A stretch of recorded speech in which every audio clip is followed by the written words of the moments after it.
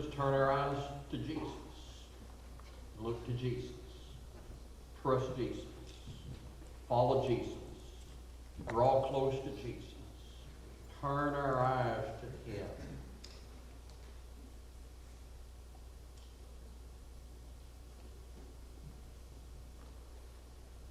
Somebody asked me today about my glasses.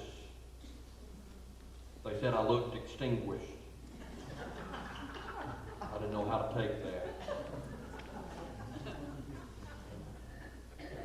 Kind of had a cold and stuff, and I'm giving my contacts a little break. You know, I've learned something, Brother David.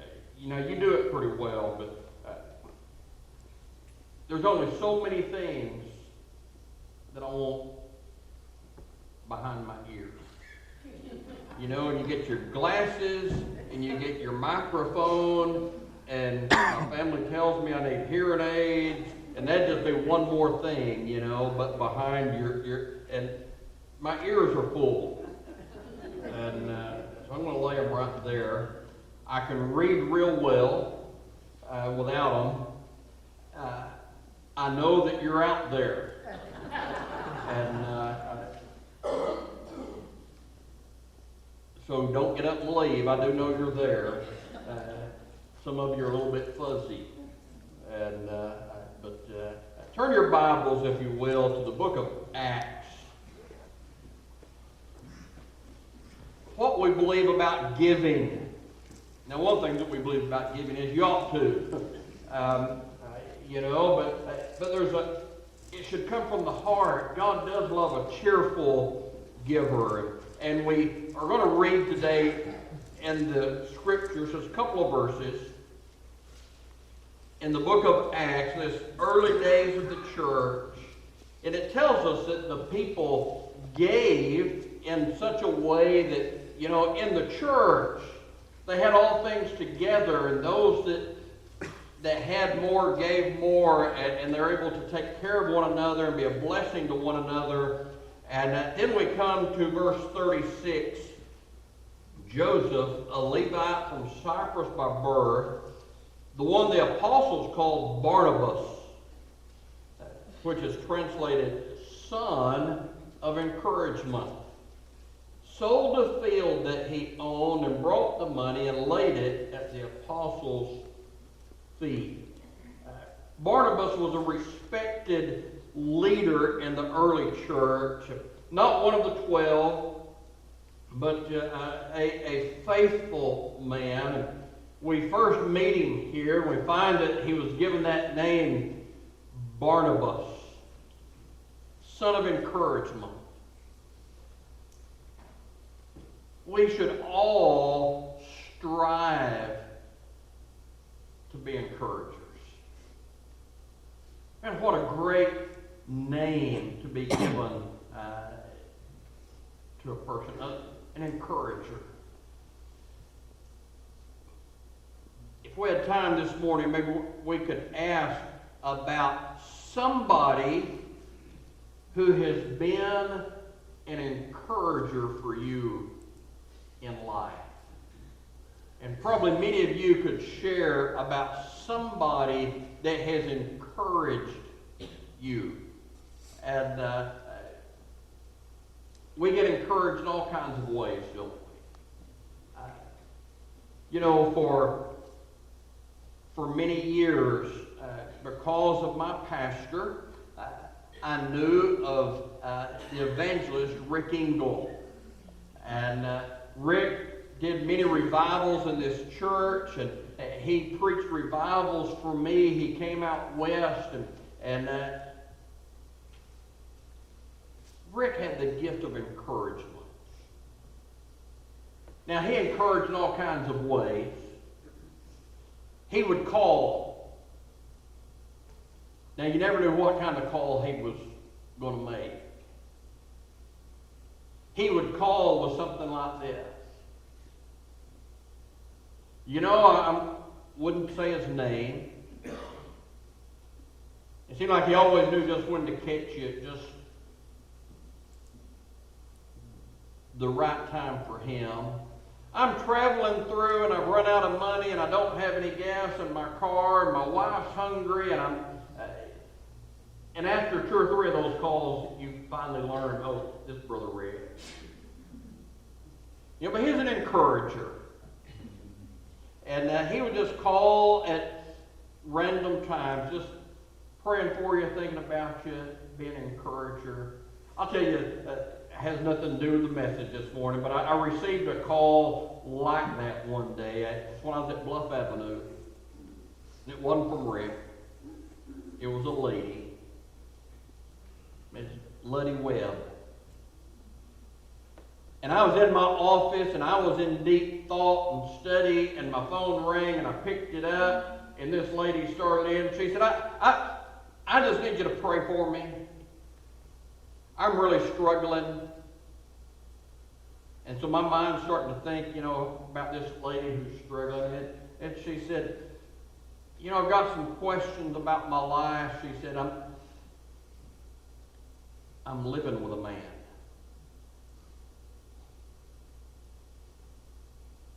And she kind of starts in about living with this man, and I'm trying to think of a response. And finally she comes to the end of her line of talk, and she says, there's one thing you probably need to know. It's my husband, and we're married, been married a long time. And then she just laughed, and she just thought that was so funny, and I was a little bit, it was funny. And because, man, my mind, what are you going to say? And how are you going to get started in this conversation? But she was an encourager. I remember going up to the hospital when Luddy was very ill, and she knew that probably she'd walked with her husband through cancer, and then she'd had cancer, and she'd gone into remission, and now it has come back, and so I go up to the hospital to visit with her, and I always found out I left encouraged. And went to see her to encourage her, and I left encouraged. Barnabas was an encourager.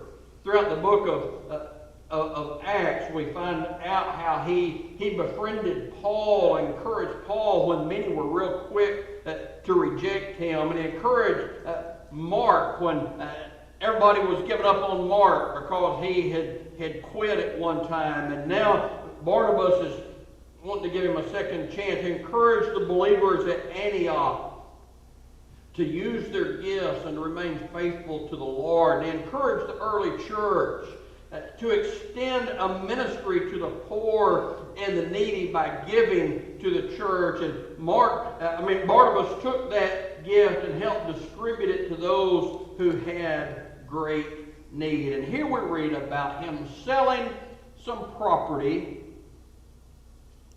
and brought the proceeds from that and just laid it at the apostles' feet.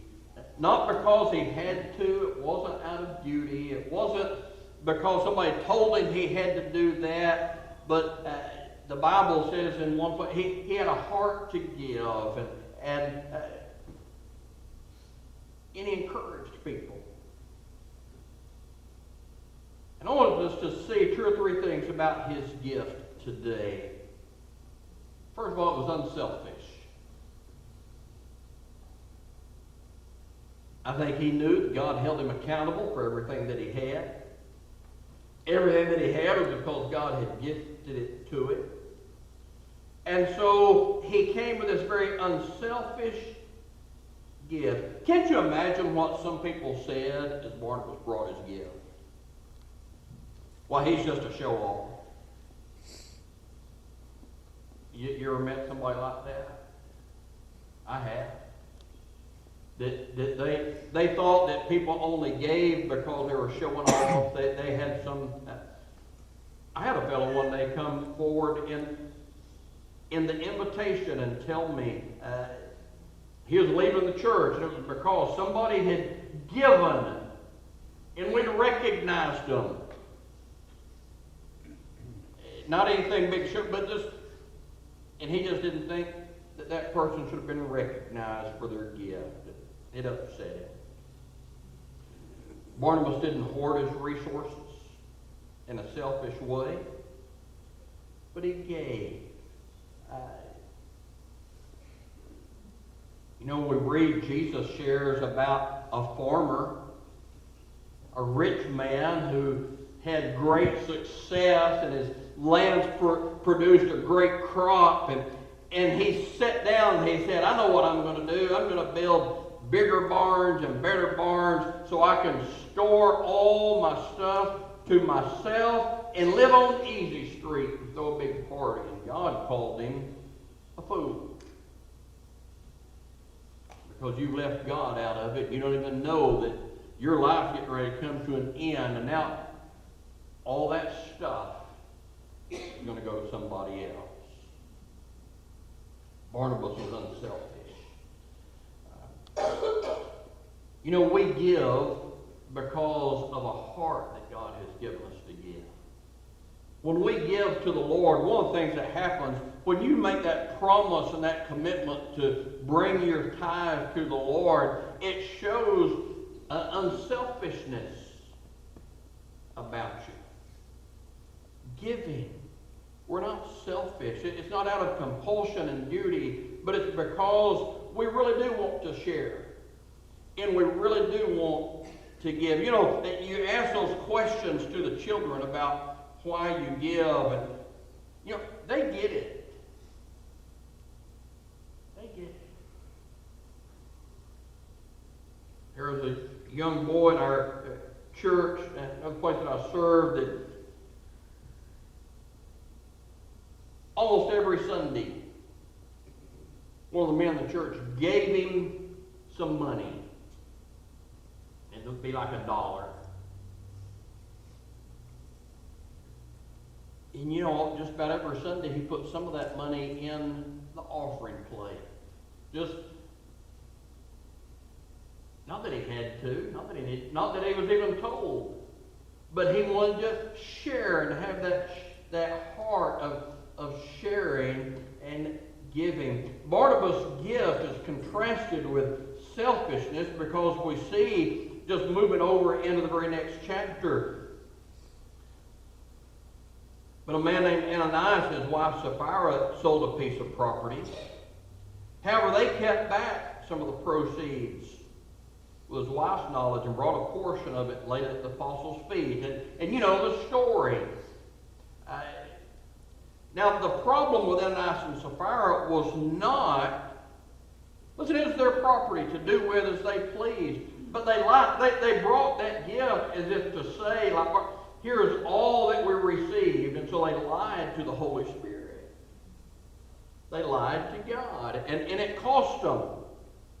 It cost them their lives. As a matter of fact, we read that, and Ananias dropped dead. A great fear came on all who heard. Well, listen, if one of you died this morning before I finished this sermon, it would be a little bit fearful.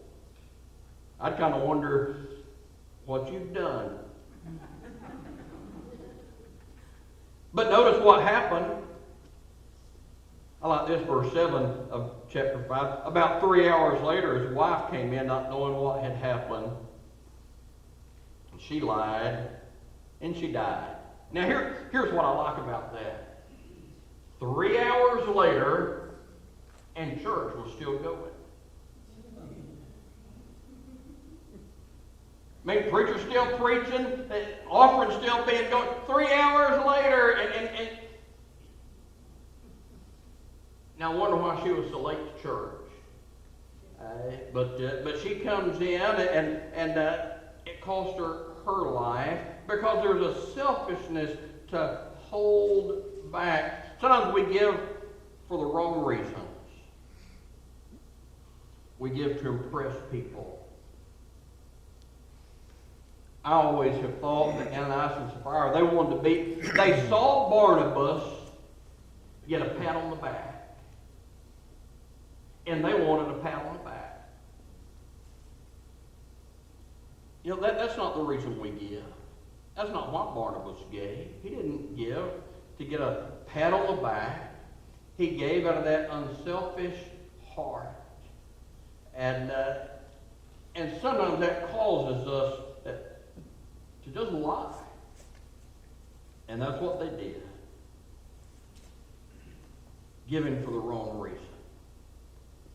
Why do you give?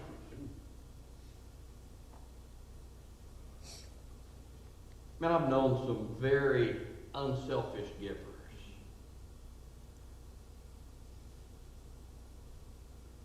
I remember getting this phone call. Come see us. We want to help with the building. I went and saw this couple. And the man was in bad health and wasn't able to come to church. But he said, Pastor Steve, I want to be a part of what God's doing in our church. And I've talked to my accountant. He said that I can afford to do this. And so I've directed him to get us a check for $100,000.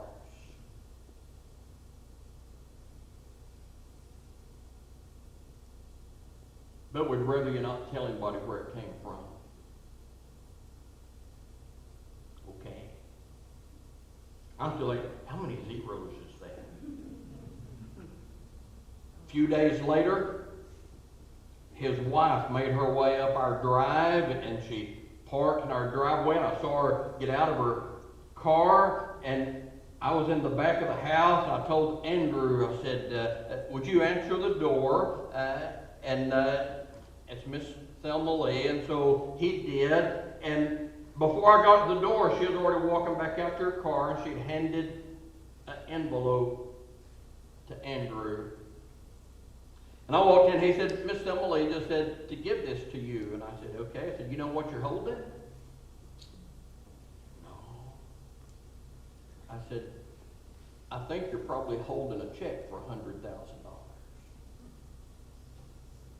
Boy, his eyes popped big.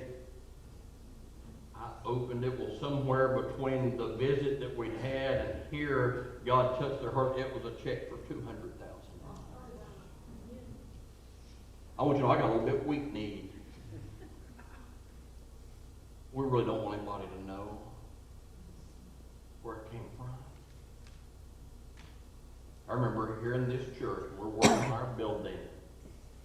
Got a call one day from somebody that said, how much do we need to move forward with the upstairs? And I didn't know what to say. And I asked Brother Barry, and Brother Barry said, well, about $100,000. We should have asked for more.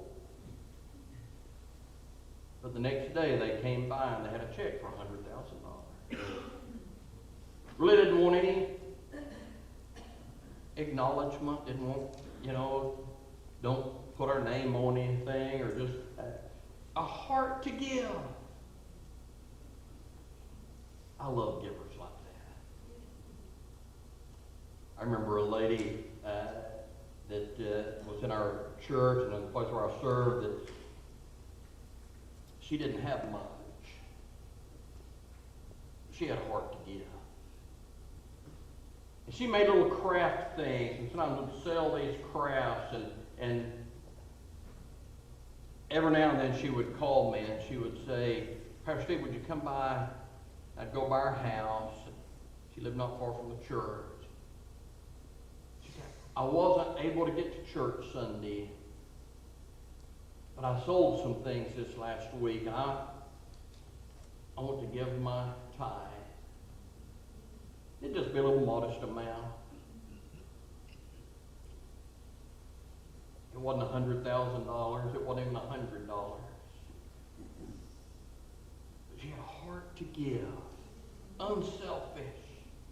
And Barnabas, his encouragement to give it, he enabled the church to help meet the needs of people. Matter of fact, back in, just before we read that account, in chapter 4, verse 34, there was not a needy person among them. See, this wasn't just one person. The church had that heart to give. There wasn't a needy person among them. Because they took care of one another. They encouraged one another.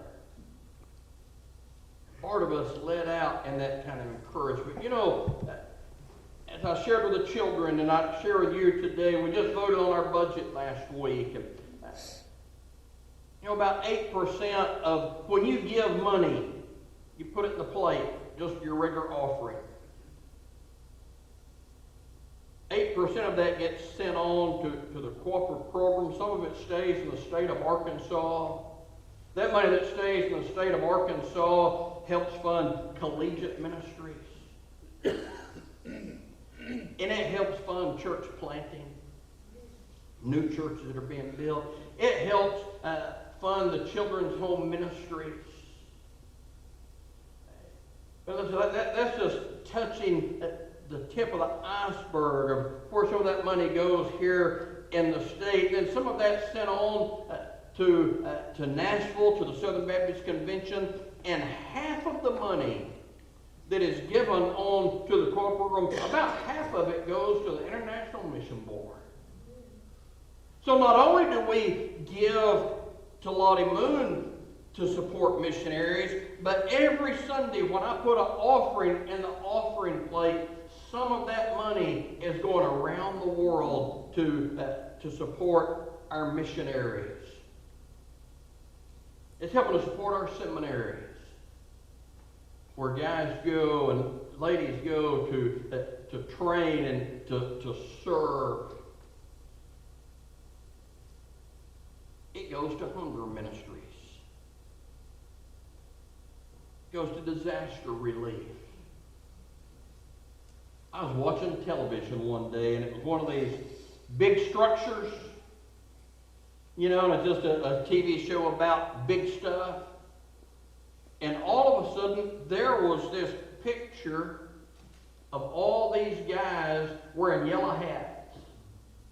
And this is Southern Baptist Disaster Relief. And they had this tractor trailer.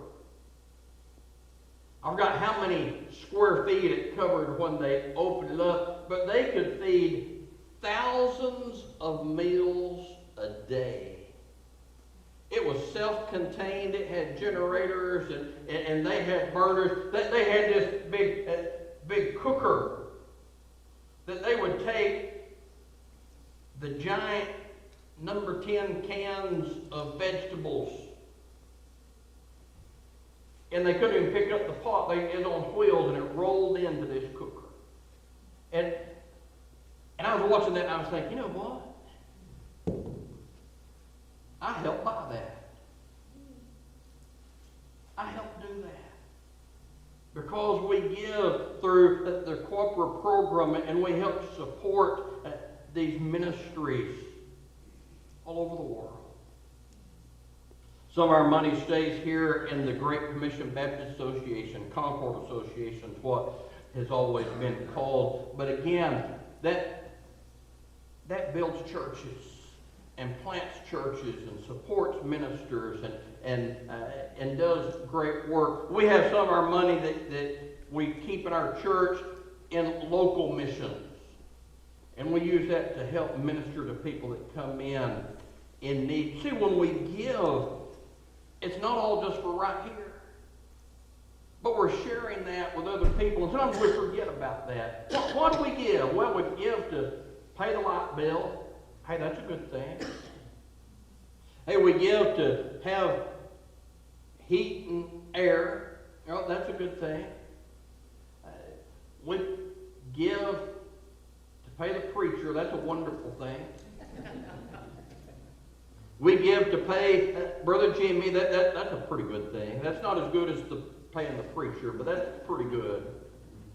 We pay the music director. I mean, yes, we do that. But listen, there is rarely a day go by what we get some kind of call, we get some kind of need that we minister to and we reach out to, and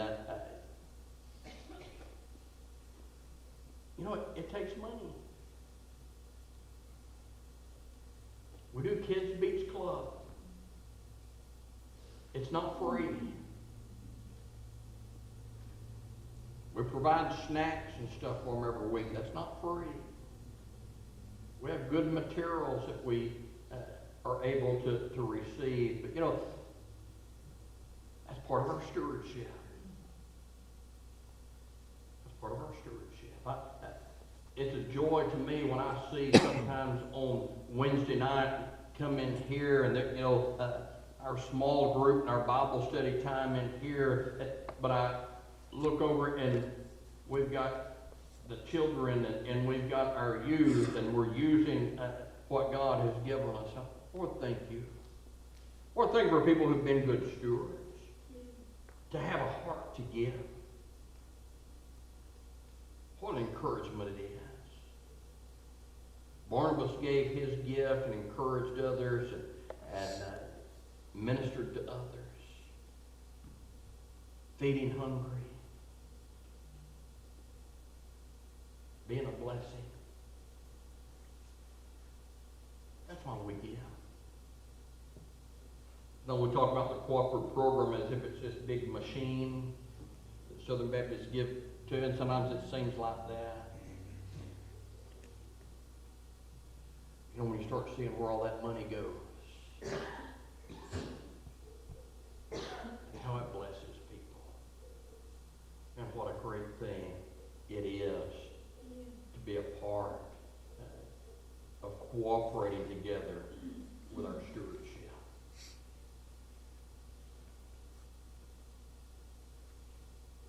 Be a cheerful giver. One thing that I've learned,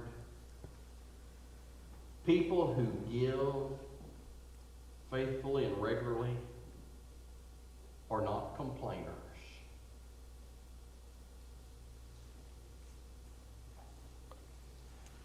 The person that gave us $100,000 wasn't a complainer. The couple that gave $200,000 in another, they weren't complainers. The lady who gave her little few dollars and cents, she wasn't a complainer. You heard about the person that complained about the new brooms, didn't you? They got in a business meeting one day and they found out that they'd spent about $25 on 2 new brooms.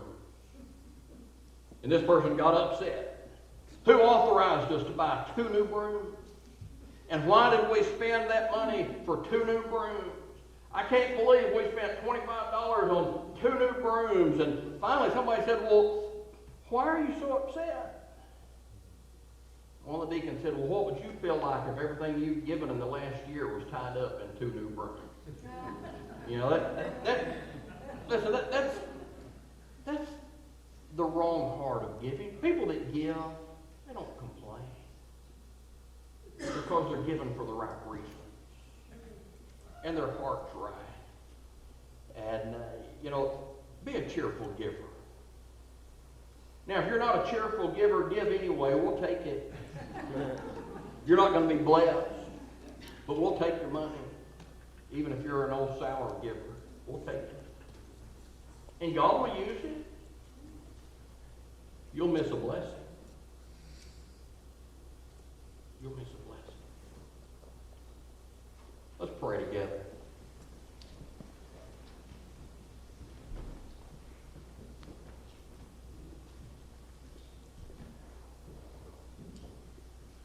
And one of the reasons we give is because He gave.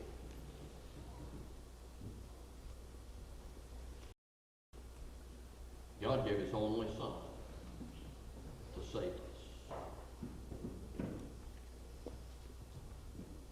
He set a pattern for us. When you love, you give. When you're blessed, you give. It's going to be an encouragement, you give.